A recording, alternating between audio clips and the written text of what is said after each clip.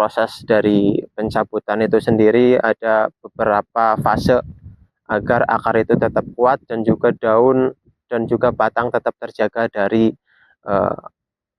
hama ya. Nah, ini yang tujuan kita itu yang 1 minggu setelah tanam itu kita harus selalu mengevaluasi serangan hama apa aja yang bisa membuat daun ini berlubang. 99% hidup atau tidak mati dan tidak layu. Nah, di sini saya mendapati ada beberapa hama. Di sini contohnya ada Molluscicida. Nah, ini tujuannya untuk apa? Warnanya itu sendiri merah ya, sahabat tani, atau keping-pingan ini.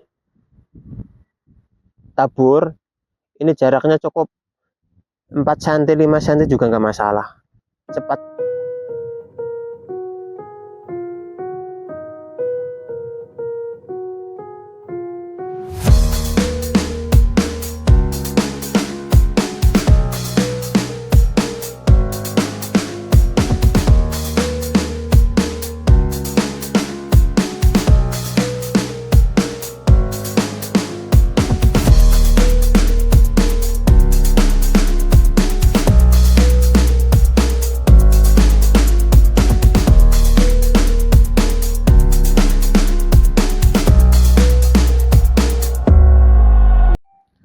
Assalamualaikum warahmatullahi wabarakatuh, sahabat tani.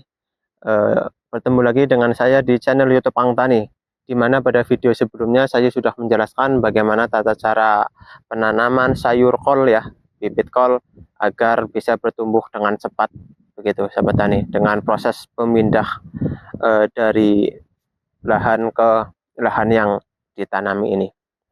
Dimana pada video ini sayur yang sudah saya tanam ini sudah berusia 1 minggu setelah tanam, dimana kita harus selalu menstimulasi karena proses dari pencabutan itu sendiri ada beberapa fase agar akar itu tetap kuat dan juga daun dan juga batang tetap terjaga dari hama ya, sahabat tani.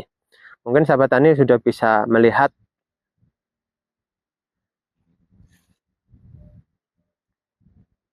sayur yang sudah saya tanam ini di usia 1 minggu ini. Nah, di sini ada beberapa pohon yang agak berlubang. Nah, ini yang tujuan kita itu yang 1 minggu setelah tanam itu kita harus selalu mengevaluasi serangan hama apa aja yang bisa membuat daun ini berlubang. Tetapi di luar itu semua tidak perlu khawatir ya, karena video yang sebelumnya itu berarti berhasil. Dari yang sudah ditanam itu insya Allah 99% hidup atau tidak mati dan tidak layu. Ini cuman ada kendala di daun. Nah, di sini saya mendapati ada beberapa hama. Di sini contohnya ada keong ya, keong sejenisnya lah, atau dalam bahasa Jawanya itu ada sumpil, ada keong, dan juga ada apa lagi, siput ya, siput. Jadi di sini saya udah menyiapkan karena 2 hari sebelumnya saya udah melihat ada yang berlubang, ada siput. Jadi saya udah menyiapkan ini Molluscicida. Nah, ini tujuannya untuk apa? Untuk menghindari hama dari siput itu sendiri agar tidak memakan pohon dan juga daun. Nah, kemudian saya nanti akan jelaskan bagaimana tata cara untuk untuk memberikan Molluscicida ini terhadap sayur kol ini. Untuk langkah yang pertama tentunya kita ini nanti akan buka ya, isinya kayak apa, mungkin teman-teman akan penasaran. Ini juga tersedia di toko-toko pertanian terdekat juga pasti ada.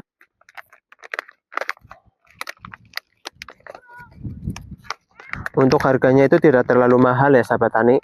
Karena apa? Karena yang satu kalau nggak salah itu ini 250 gram ini bisa cukup untuk beribu-ribu pohon. Jadi untuk kendala untuk biaya itu sendiri tidak akan menguras total lah kantong kita. Jadi ini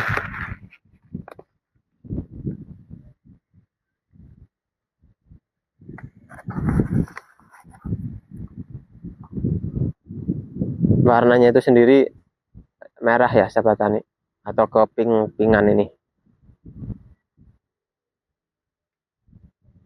Jadi nanti kita cukup dikira-kira itu 5 atau sampai 7 butir. Itu tidak terlalu banyak karena dari 5 butir ini udah cukup untuk menghalangi atau menghalau hama siput itu sendiri. Jadi untuk area ini yang nanti kita tabur ini jaraknya cukup 4 cm 5 cm juga nggak masalah, cepat saja. Jadi nggak usah ragu-ragu, jadi nanti tidak terlalu lama, akan efektif begitu.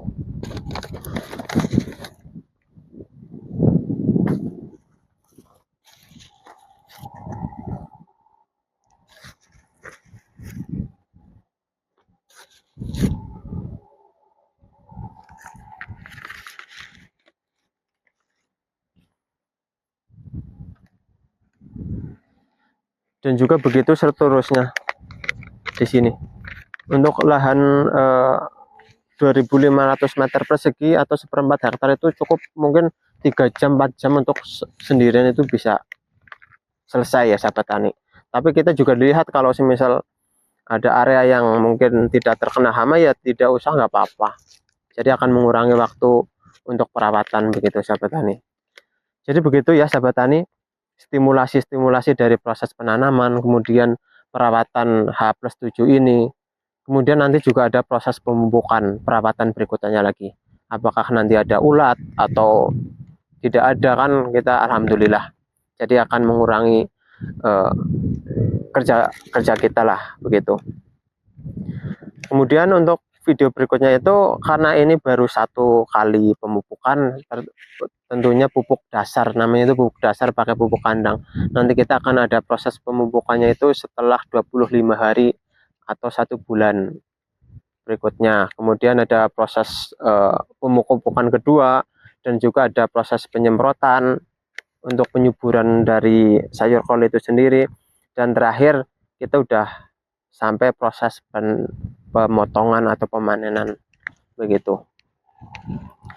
Mungkin itu saja ya sahabat tani. Alhamdulillah tidak ada kendala, walaupun hujan itu terasa sangat intensitasnya itu tinggi di musim-musim seperti ini, di akhir tahun atau awal tahun, dan juga kadang panas yang terik, tetapi pohon ini tetap terjaga dan tidak layu. Nah itu tantangan yang terbesarnya itu. Tapi setelah sayur kol ini udah tumbuh kayak gini, ini kita tinggal menunggu saja, menunggu hari demi hari. Tidak, insya Allah tidak akan terkena serangan yang berbahaya lah, macam-macam dari hama kayak gitu. Yang penting udah udah tumbuh dengan bagus begitu. Mungkin itu ya sahabat tani, kita tunggu video selanjutnya untuk cara perawatan untuk pemupukannya dan juga evaluasi apa saja yang harus dirawat, ataukah disemprot, apakah lain sebagainya, nanti akan saya jelaskan di video berikutnya. Saya akhiri, billahi taufiq wal hidayah. Wassalamualaikum warahmatullahi wabarakatuh. Salam sahabat tani, semangat.